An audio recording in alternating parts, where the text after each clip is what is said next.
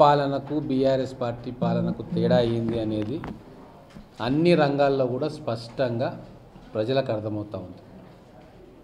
కేవలం కేటీఆర్కు కల్వకుంట్ల కుటుంబానికి తప్ప మొత్తం తెలంగాణ ప్రజానీకానికి ప్రజల కోసం పనిచేసే ప్రభుత్వం ఇది.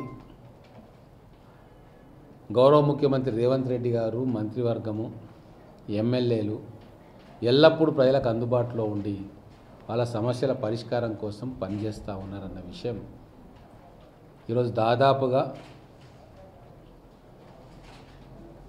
11,000 గ్రామాల్లో గ్రామ సభలు జరిగినాయి.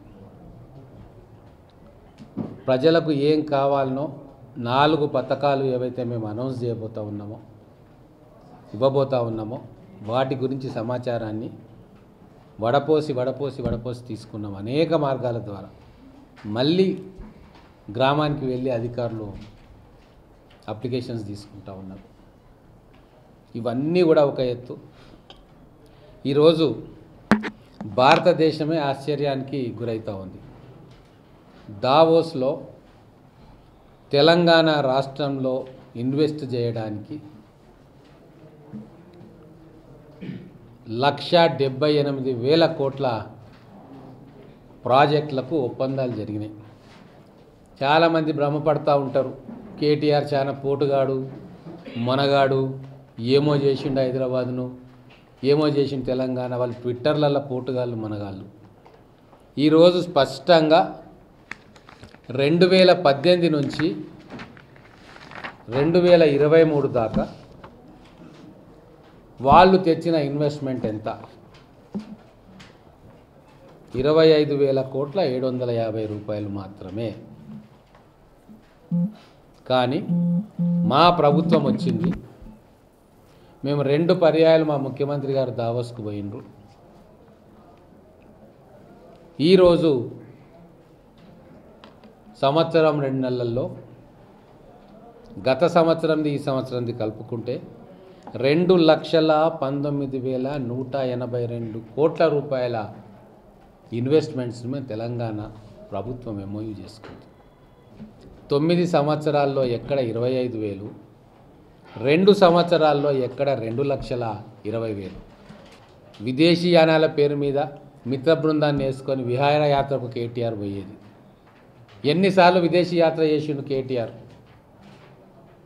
మరి ఎందుకో రాలేదు ఇన్వెస్ట్మెంట్? అంటే ఇక్కడ దోచుకున్న డబ్బును దాచుకోవడానికి విదేశీ యానం పోయిందని చెప్పి ఇప్పుడు అందరూ అనుకుంటా ఉన్నారు. ఇంగ్లీష్లో మాట్లాడి ఫ్యాషనబుల్గా డ్రెస్సులు వేసుకొని left right handsome boys and గర్ల్స్ని పెట్టుకుంటే ఇన్వెస్ట్మెంట్లు రావు. మా శ్రీధర్ బాబు గారు, మా రేవంత్ రెడ్డి గారు 24 గంటలు ఈ రాష్ట్రం శ్రేయస్సు కోసం తప్పిస్తున్నారు. కాబట్టి అటువంటి పాలసీలు తీసుకొస్తున్నాం. ఇంకో విచిత్రం, కేటీఆర్కో జబ్బు ఉంది, కొద్దిగా ఆగరా మగడా అంటే ఆగడు.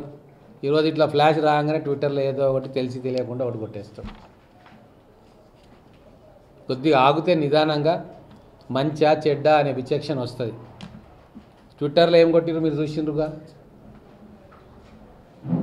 మెగా ఇంజనీరింగ్ కంపెనీ తోటి ఎంఓయూ చేయనీకే స్విట్జర్లాండ్ దాకా పోవాలనా అని, హైదరాబాద్లో ఛాయ్ తీసుకు ఇరానీ ఛాయ్ తాగకుండా చేయొచ్చు కదా అని. అంటే ఆయనకు తెలిసిన పరిజ్ఞానం గది. మన కంపెనీలు కూడా ఇంటర్నేషనల్ కంపెనీలు అయినా ఇప్పుడు హైదరాబాదులో ఎంఓయూ చేసుకుంటే ప్రపంచానికి తెలియదు. 2,20,000 కోట్ల రూపాయల ఇన్వెస్ట్మెంట్స్ని కేవలం 14 నెలల్లోనే ఈ రాష్ట్రానికి తీసుకొచ్చిన ఘనత మన గౌరవ ముఖ్యమంత్రి రేవంత్ రెడ్డి గారిది. ఈ ఇండస్ట్రీస్ రావడంతో రేపు రాబోయే 3-4 ఏళ్లలో గ్రౌండింగ్ అయితే 50,000 ఉద్యోగాలు మన పిల్లలకు దొరుకుతాయి. కేటీఆర్ అంటాడు దద్దమ్మ, ఏం చేయాలనో, ఎప్పుడేం చేయాలనో, ఏం మాట్లాడాలనో, ఏం రాజకీయం ఎప్పుడు చేయాలనో తెలియదు. మానులేని దేశంలో ఆమ్దం చెట్టు మహావృక్షం అన్నట్టు ఇప్పటిదాకా తెలంగాణ ప్రజలు భ్రమపడ్డారు. ఇప్పుడు మహావృక్షమే రేవంత్ రెడ్డి గారి రూపంలో ఈరోజు ముఖ్యమంత్రి స్థానంలో కూర్చున్నారు. ఇప్పుడు లొటపీస్లకు, మానలేని చెట్లకు స్థానం లేదు, ప్రజలు అర్థం చేసుకుంటా ఉన్నారు. ఒక స్కిల్ యూనివర్సిటీ పెడితే ఎద్దేవా చేసిండు కేటీఆర్. స్పోర్ట్స్ యూనివర్సిటీ అంటే ఎద్దేవా చేస్తున్నాడు. 2036లో ఒలింపిక్స్కు మన తెలంగాణ బిడ్డ ఒలింపిక్స్లో పథకం సాధించాలి అంటే దాన్ని కూడా మజాక్లాగా తీసుకుంటా ఉన్నాడు. అంటే తెలంగాణ బిడ్డల మీద నమ్మకం లేదు వాళ్లకు. తెలంగాణ బిడ్డలు ఏ కార్యమైనా సాధించగలుగుతారు అవకాశాలు కల్పిస్తే అన్న సోయి కూడా వాళ్ళకి లేదు. ఏమైనా చేస్తే నేను నా కుటుంబం చేయాలి, ఏమైనా తెలివి ఉందంటే నా కొడుకు బిడ్డకే ఉంది, ఏదైనా మంచి పని అంటే అది నేనే చేస్తా. ఈ కృత్రిమ ప్రపంచంలో బతుకుతూ ఉన్నారు, వాళ్ళని బతకనిద్దాం. కానీ తెలంగాణ ప్రజలు దయచేసి అర్థం చేసుకోండి, ఈ చిల్లర రాజకీయాలను పక్కన పెడదాం. ప్రజలకు సంక్షేమ పథకాలు ఇద్దామని గ్రామాల్లోకి పోతే 90% గ్రామాల్లో చాలా పీస్ఫుల్గా పని జరుగుతూ ఉంది. ఎక్కడైతే బీఆర్ఎస్ నాయకులు ప్రేరేపించి వాళ్ళు వచ్చి గొడవ చేద్దామని సృష్టిస్తున్నారో ఆ గ్రామాలలో కూడా 90% ప్రజలు తిరగబడతా ఉన్నారు వాళ్ళ మీద. 10 సంవత్సరాలు నువ్వు చేసినావు పట్టు ఇప్పుడు వచ్చి అడుగుతూ ఉన్నావు, వాళ్ళు ఏదో చేస్తూ ఉంటే మీరు ఎందుకు అడ్డుపడుతున్నారు అని చెప్పి తరిమేస్తూ ఉన్నారు.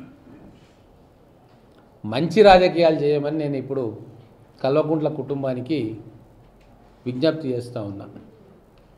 మీ కుటుంబం, మీకు తొత్తులుగా ఉన్న కొంతమంది ఎమ్మెల్యేలు మొత్తం రాజకీయ వ్యవస్థను భ్రష్టు పట్టించడానికి ప్రయత్నం చేస్తూ ఉన్నారు. కానీ తెలంగాణ ప్రజలు మీలాంటి